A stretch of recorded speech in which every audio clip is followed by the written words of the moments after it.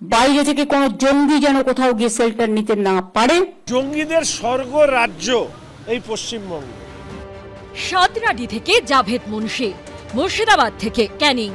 সাম্প্রতিক অতীতে পশ্চিমবঙ্গ থেকে একাধিক জঙ্গি গ্রেপ্তার হয়েছে। অসম পুলিশের বিশেষ টিম রাজ্যে এসে গ্রেপ্তার করেছে।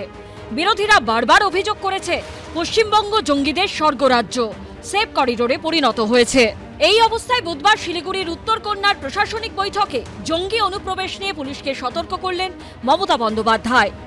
আমি শুনছি অনেক বাইরের লোক, কেউ আসাম থেকে, কেউ ইধার থেকে, কেউ উধার থেকে, বিভিন্ন লোক বিভিন্ন এলাকায় ঢুকছে। আমি পুলিশকে বলবো, বি অ্যালার্ট। অথরাইজড লোক ছাড়া, বুঝতে পারছেন আমি কি বলছি, কেউ কাউকে কোনো ডিটেলস দেবেন না। মালদা, কোচবিহার,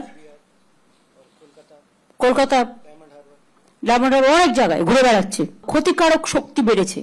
সুতরাং চোখ কান খোলা রেখে সবাই কাজ করলে একজনের পক্ষে সম্ভব নয়। প্রথমত তো মুখ্যমন্ত্রীকে এই প্রশ্নের উত্তর দিতে হবে যে উনি পুলিশ মন্ত্রী থাকাকালীন জঙ্গিদের স্বর্গ রাজ্য এই পশ্চিমবঙ্গ হয়ে উঠছে কেন?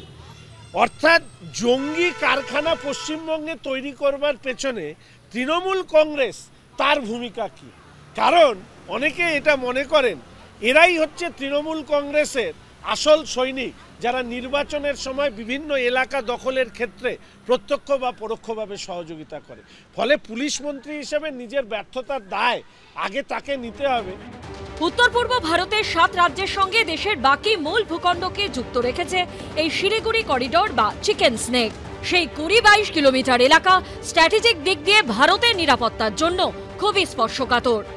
এইটা একটা, আমার মতে হয়, একটা রাজনৈতিক উদ্দেশ্য প্রণোদিত মন্তব্য।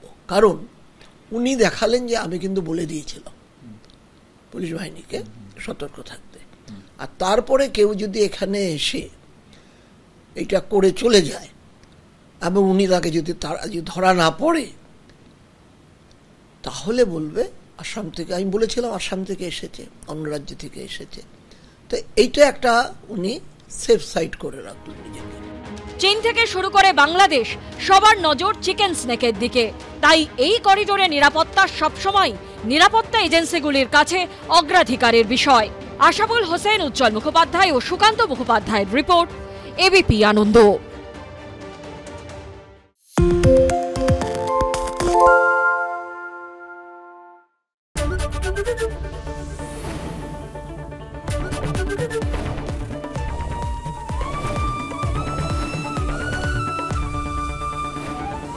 এবিপি আনন্দ, এগিয়ে থাকে, এগিয়ে রাখে।